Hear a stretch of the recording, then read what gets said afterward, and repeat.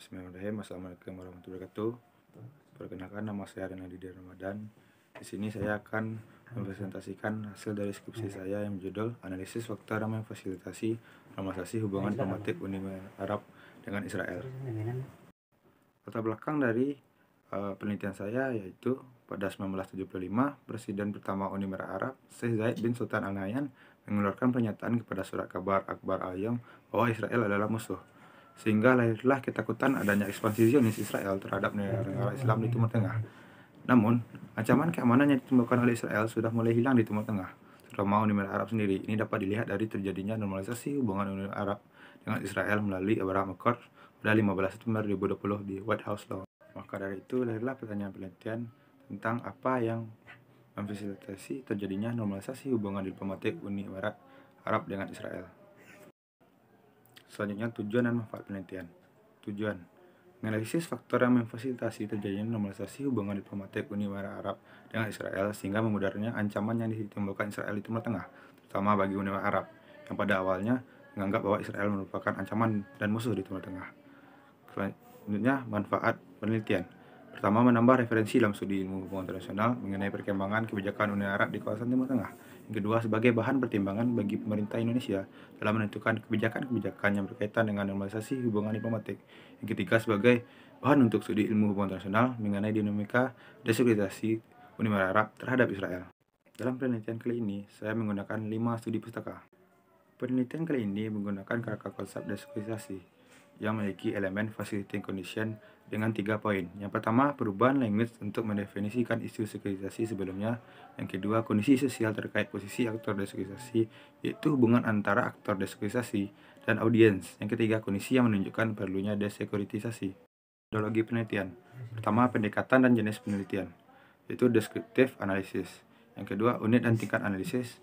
Pertama, unit analisis Uni Emirat Arab, unit eksplanasi normalisasi hubungan Uni Emirat Arab dengan Israel dengan level negara. Teknik analisis data, reduksi, penyajian data, penarikan kesimpulan. Batasan 2016 hingga 2020. Sistematika penelitian. Pertama, bab 1 pendahuluan, bab 2 hubungan Uni Emirat Arab Israel sebelum Abraham Accord, bab 3 normalisasi hubungan diplomatik Uni Emirat Arab Israel dalam Abraham Accord, bab 4 analisis faktor yang memfasilitasi normalisasi hubungan diplomatik Uni Emirat Arab Israel, bab 5 penutup. Bab 2 hubungan Uni Emirat Arab Israel sebelum Abraham Accord. Pertama, berdirinya negara Uni Emirat Arab ketika dinamika hubungan Timur Tengah dengan Israel buruk. Uni Emirat Arab merupakan negara yang terdiri dari 7 federasi, yaitu Abu Dhabi, Dubai, Ras Al Khaimah, Sharjah, Ajman, dan Al-Kaiwan yang berdiri pada 2 Desember 1971. Ketakutan adanya ekspansi Zionis Israel terhadap negara-negara Islam di Timur Tengah inilah yang menyebabkan adanya beberapa hal yang membuat ancaman bagi Uni Emirat Arab. Uni Emirat Arab tidak pernah secara langsung melakukan perang dengan Israel. Akan tetapi, kebijakan dan sikapnya mencerminkan adanya penolakan terhadap berdirinya negara Israel di Timur Tengah. Walaupun tidak ada perang secara langsung antara Uni Emirat Arab dengan Israel, kebijakan dan sikap dari Uni Emirat Arab sudah mencerminkan bahwa Israel merupakan ancaman bagi Uni Emirat Arab. Selanjutnya, politik Islam di Uni Emirat Arab terhadap geopolitik kawasan. Pertama, Uni Emirat Arab adalah negara monarki dengan mayoritas warga aslinya Arab Sunni, namun setengah populasi negara ini adalah ekspatriat dari berbagai bangsa. Agama dan politik menjadi diskursus yang tidak dapat dipisahkan dalam kajian politik Timur Tengah dan dunia Islam pada umumnya. Yang kedua, Islam di Timur Tengah telah menjadi rujukan penting dalam perdebatan tentang bagaimana dunia Arab harus diatur, di mana Uni Emirat Arab memiliki kekuatan ekonominya dan Islam moderat. Yang ketiga, dengan lahirnya Khartoum Resolution beberapa tahun sebelum Uni Emirat Arab berdiri, jadi doktrin tersendiri bagi Uni Emirat Arab dalam keikutsertaannya di kawasan sebagai negara dengan sistem pemerintahan Islam. Kebijakan dan sikap Uni Emirat Arab terhadap Israel. Uni Emirat Arab sebagai negara Timur Tengah dalam menanggapi sikap terhadap Israel selalu mengeluarkan kebijakan dan keikutsertaan berdasarkan organisasi kawasan maupun Islam yang menentang segala bentuk tindakan Israel di Timur Tengah, seperti Liga Arab. Maka dari itu, Uni Emirat Arab juga ikut dalam meratifikasi boikot terhadap Israel, yaitu ada 3. Pertama, primary boikot, secondary boikot, dan tertiary boikot. Setali 3 uang dengan Liga Arab, Uni Emirat Arab mengeluarkan undang-undang boikot Israel terhadap resolusi Liga Arab. Boikot Israel mencakup secondary boikot dan tertiary boikot. Melalui boikot yang dilakukan, Uni Emirat Arab menolak untuk mengakui keabsahan negara Israel. Selain itu, Uni Emirat Arab juga melakukan beberapa boikot lainnya seperti pemblokiran jalur udara, nomor telepon, dan secara resmi melarang masuknya orang Israel ke dalam wilayahnya.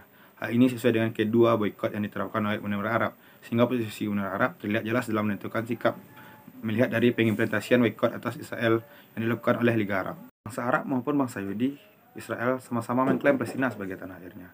Israel mengklaim bangsa Yahudi menduduki Palestina beratus-ratus tahun lamanya. Selama itu mereka tinggal dan menetap di Palestina. Apalagi kaum agama mereka menyebutkan bahwa Tuhan telah menghadiahkan tanah Palestina itu kepada Ibrahim, nenek moyang bangsa Yahudi. Pada itu Palestina milik Yahudi. Namun bangsa Arab juga mengklaim Palestina sebagai tanah airnya. Karena sejak tahun 637 hingga 1517 mereka merebutnya dari Kaisar Bizantium dan mendudukinya. Penduduk Palestina adalah bangsa Arab. Yahudi hanya sebagai minoritas. Kebudayaan Palestina adalah kebudayaan Arab. Bahasa dan pakaiannya juga merupakan Arab. Ditambah lagi Palestina juga merupakan salah satu kota suci agama Islam. Selanjutnya, konflik negara Arab Israel di Palestina. Konflik negara Arab ini dengan Israel berkaitan dengan nasionalisme kaumiyah, yaitu suatu paham kebangsaan yang didasarkan pada kesamaan bangsa, bahasa, dan latar belakang sejarah. Dalam hal ini, negara-negara Arab yang memiliki dasar sama, bahasa, dan beberapa hal yang memang sejarah yang sama memiliki nasionalisme kaumiyah yang tumbuh pada saat itu. Sehingga lahirlah Uni Emirat Arab yang membela Palestina, seperti Uni Emirat Arab melakukan pelarangan keikutsertaan atlet tenis wanita Israel dalam kejuaraan Women's Dubai Championship dikarenakan Uni Emirat Arab mengecam serangan 3 minggu Israel terhadap jalur Gaza yang menewaskan sekitar 1.300 warga Palestina dan 14 warga Israel. Sudah banyak perang-perang yang dilakukan oleh negara Arab terhadap Israel karena dianggap sebagai kanker di kawasan Timur Tengah.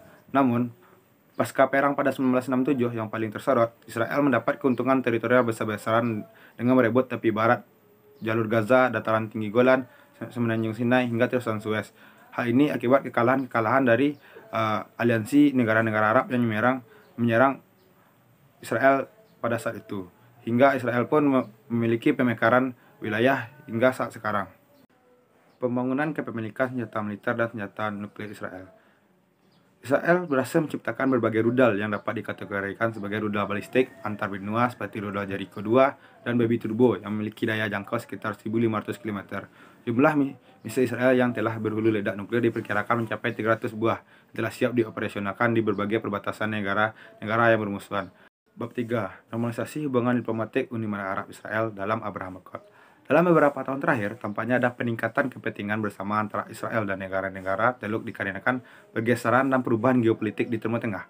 Akan ancaman keamanan yang ditemukan Israel pada masa lalu telah menghilang dan muncullah ancaman baru yang lebih serius di Timur Tengah. Munculnya terorisme. Perubahan geopolitik di Timur Tengah mulai terlihat saat serangan teroris 911 ke gedung World Trade Center pada 11 September 2001. Hal ini juga memiliki pengaruh signifikan terhadap kebijakan luar negeri Uni Emirat Arab. Setelah serangan teroris ini, Uni Emirat Arab berpartisipasi dalam operasi NATO di Afghanistan dan mengambil sejumlah tindakan termasuk pengenalan beberapa undang-undang dan kebijakan baru yang ditujukan untuk mengatasi terorisme beserta ekstremisnya. Konflik yang terjadi antara negara Arab, termasuk Uni Emirat Arab dengan Iran di kawasan Timur Tengah disebabkan oleh adanya dimensi sektarianisme. Dimensi sektarianisme dipandang sebagai faktor utama dalam konflik blok Arab Sunni dengan blok Syiah Iran yang memiliki pandangan berbeda terkait agama Islam dalam kepemerintahan di Timur Tengah, sehingga cenderung dikaitkan dengan adanya konflik untuk senantiasa mendapatkan kekuasaan dan sumber daya. Mengupas kembali rivalitas yang sudah lama berlangsung di kawasan, mengatakan Uni Emirat Arab ke dalam pusaran kerenggangan yang membagi kubu-kubu negara-negara di Timur Tengah. Sebagai bagian dari negara GCC, Uni Emirat Arab mengalami perubahan sikap dan pandangan terhadap Timur Tengah, sehingga mengidentifikasi teman dan lawannya di kawasan. Perubahan sikap aktor-aktor di kawasan Teluk dapat dilihat berubah secara dramatis setelah terjadinya revolusi Iran pada 1979. Kerenggangan hubungan Uni Arab dengan Qatar. Evolusi kebijakan luar negeri Uni Arab yang sedang berlangsung didorong oleh sejumlah perkembangan di kawasan Timur Tengah, terutama krisis berkepanjangan yang melibatkan Qatar dan pemutusan hubungan dengan beberapa negara Arab seperti Saudi Arabia, Mesir, Bahrain, dan juga Uni Arab pada Juni 2017.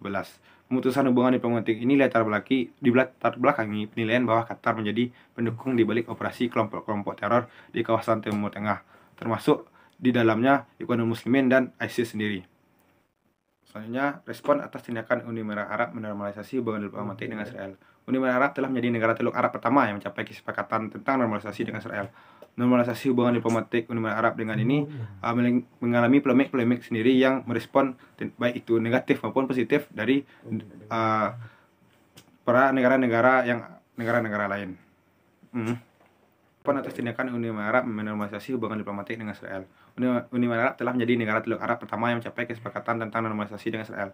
Normalisasi hubungan diplomatik Uni Emirat Arab dengan Israel ini memiliki respon beragam yang dilontarkan oleh negara-negara lain. Beberapa negara merespon perjanjian ini dengan baik dan menghargai normalisasi ini. Beberapa negara lain pun mengecam tindakan yang dilakukan oleh Uni Emirat Arab pada saat ini, sehingga adanya beberapa hal yang ingin dicapai oleh Uni Emirat Arab sendiri terhadap Israel, sehingga melakukan kebijakan ini, walaupun ini mengalami problem-problemnya sendiri di mata dunia. Selanjutnya, bab 4, analisis faktor yang memfasilitasi normalisasi hubungan diplomatik Uni Emirat Arab dengan Israel.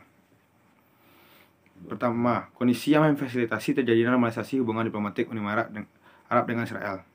Pertama, perubahan sikap Uni Emirat Arab untuk mendefinisikan Israel sebagai isu yang sebelumnya disekuritisasi. Seperti Osna menjelaskan bahwa disekuritisasi berhubungan dengan perubahan strategi yang dibawakan aktor disekuritisasi. Hal ini didasarkan pada tata bahasa, konstruksi, cerita, dan sikap yang diutarakan oleh aktornya. Maka dari itu, pernyataan Osna mencerminkan sikap yang diperlihatkan Uni Emirat Arab terhadap Israel. Banyak ditemukan bahasa, pernyataan, maupun hal-hal yang menunjukkan isu tentang Israel telah disekuritisasi oleh pemerintah Uni Emirat Arab. Ditarik lebih jauh lagi, sejak 1979, pemerintah Uni Emirat Arab mulai sadar untuk mengambil kebijakan ekonomi lain untuk mengurangi ketergantungannya pada sektor minyak. Kemudian karena jatuhnya harga minyak pada tahun 1982 yang menyebabkan perekonomian Uni Emirat Arab mengalami defisit, pemerintah berupaya untuk melakukan diversifikasi ekonomi dengan perluasan aktivitas produksi di sektor non-minyak.